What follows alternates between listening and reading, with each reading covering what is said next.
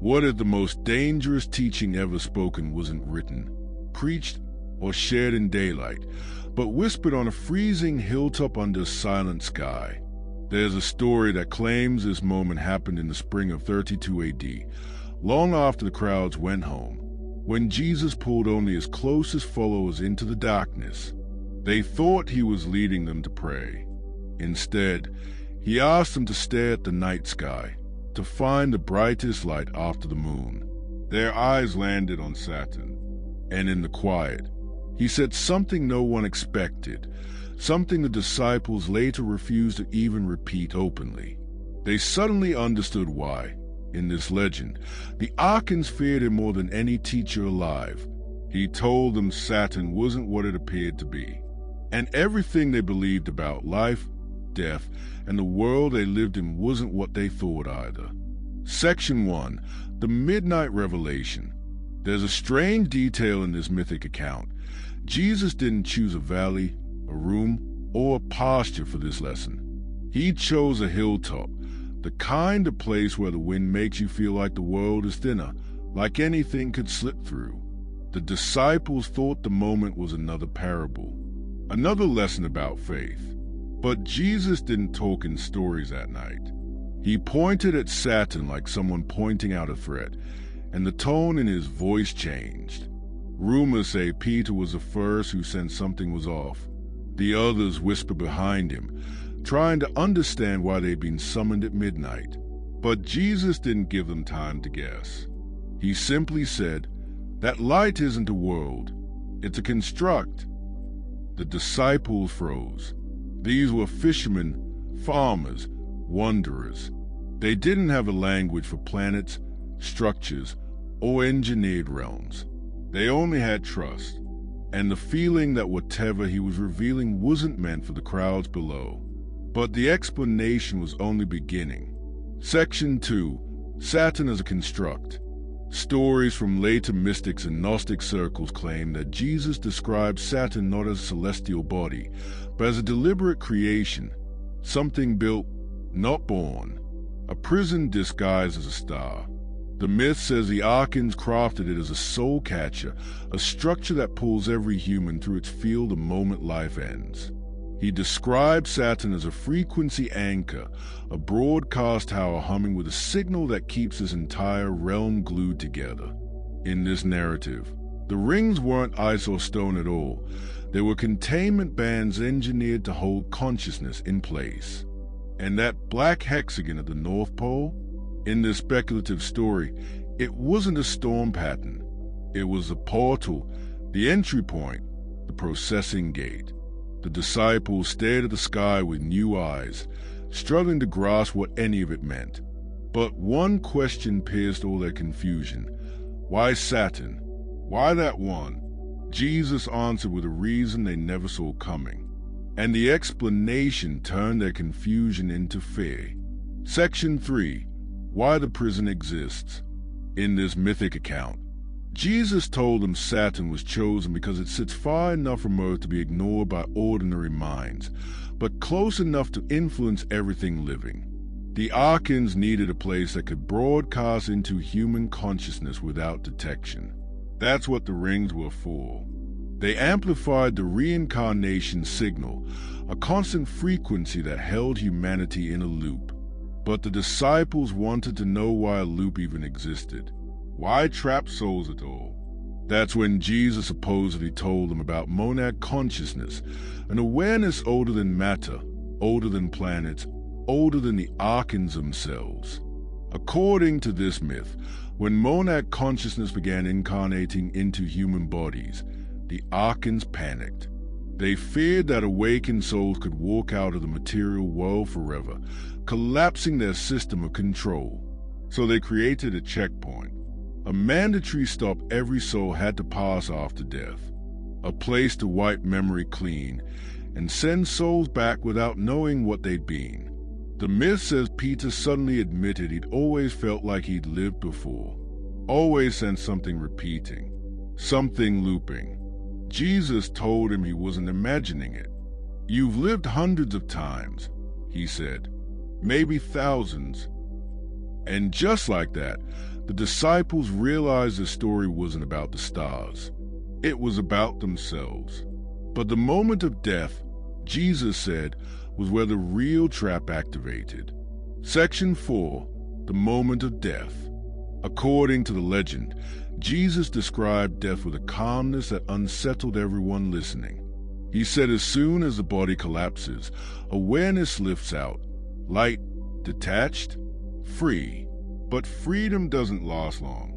Within seconds, something begins pulling the soul in a direction it can't explain. It feels like instinct, like gravity, like home. But it isn't. The pull, Jesus said, is Saturn's signal locking onto consciousness. Then the light appears, a warm glow, familiar faces, a voice telling you it's time. The myth says Jesus warned them this was a trick. The Archons projecting guides, loved ones, divine figures, anything you trust. The entire purpose of the illusion was to make the soul choose to follow, because the system only functions through consent, not force. And once the soul enters the light, it passes through the rings. The wipe begins, memory dissolves, identity fragments. Everything learned across lifetimes disappears in seconds. By the time the soul reaches a black pole, it's a clean slate. But here's where the story takes a turn. Jesus didn't leave them hopeless. He told them the trap could be bypassed, and he said the method was simple. Section 5. The 3-step escape method. The story says Jesus taught them 3 steps, so simple, so direct, that the Archons feared anyone who learned them. Step 1 was recognition. The moment the pull begins, the soul acknowledges it. This is external. This is not my path.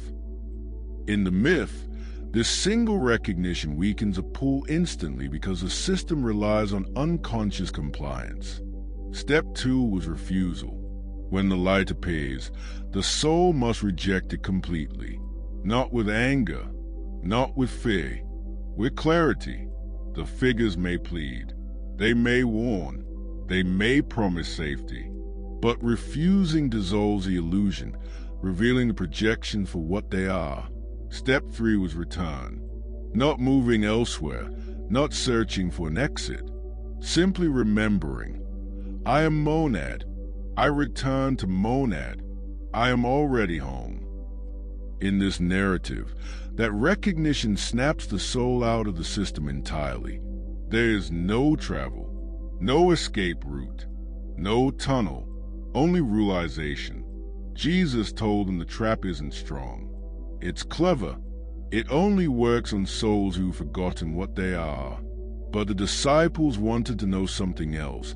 If this teaching was so powerful, why hadn't anyone heard it? The answer wasn't comforting. Section 6. The erasure of the teaching. Legend claimed that after Jesus' death, fragments of this story appeared in Gnostic communities, not as doctrine, but as whispers, dangerous whispers that frightened the authorities.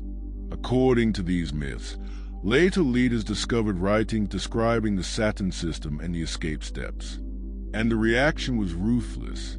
Texts vanished. Teachings were destroyed. Anyone who spread them faced consequences. The myth argues that institutions built their authority on the idea that salvation required intermediaries, rituals, and obedience. A teaching that said every soul could bypass the entire cosmic structure without permission threatened the foundation of their power. So doctrine shifted. The light became holy. The guide became divine. Reincarnation became heresy. And the cycle kept grinding on. Centuries passed. The story faded, but not completely, because the myth says chosen ones kept remembering. Section 7. The chosen ones and the malfunction. The legend says the Saturn system was never flawless. Some souls vibrated too high, too strangely, too differently for a perfect wipe. These were the ones who woke up with memories they couldn't explain. Deja vu that felt too sharp. Skills they never learned. Dreams that weren't dreams but fragments, leftovers from lifetimes erased too quickly. These individuals felt out of place, like they'd lived too many times already. And according to the myth, Jesus told his disciples this was a sign of malfunction. The system couldn't fully wipe monad consciousness.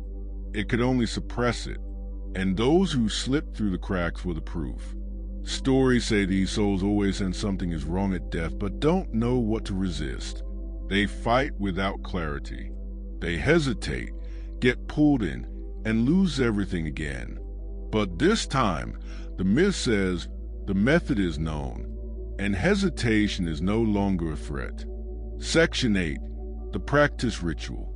The most unusual part of this legend is a ritual practice. Jesus supposedly told the disciples to rehearse death while alive, not in a morbid way, but in a way that strengthens recognition. To lie down, imagine leaving the body, feel the pull, and refuse it. Imagine the light, reject it, turn inward, return to monad. Some mystics claim that doing this regularly made the actual moment of death effortless. Recognition became automatic. The trap lost its power through familiarity, just like a muscle trained repeatedly until the movement becomes instinct. Practitioners said the first time they tried, the pull felt strange. But over weeks, the sense of clarity grew. The fear faded. Awareness sharpened. The imaginary figures dissolved faster. And eventually, the ritual didn't feel pretend anymore. It felt like memory. And that's when the final part of the legend comes back to the hilltop. Conclusion: the midnight return. The myth ends exactly where it began, on the hill, with Saturn glowing above the disciples. Jesus didn't point to it as a threat. He pointed to it as a reminder, a symbol of the trap, a beacon of the system that only works on those who forget themselves. The story says he looked at each of them with the same message in his eyes. The prison only holds those who believe they are prisoners. The moment the soul remembers what it truly is, the cage collapses. The light becomes meaningless. The pull loses grip. The cycle shatters. You don't escape by force. You escape by recognition. And the story leaves you with one haunting thought. The trap isn't powerful. It's persuasive.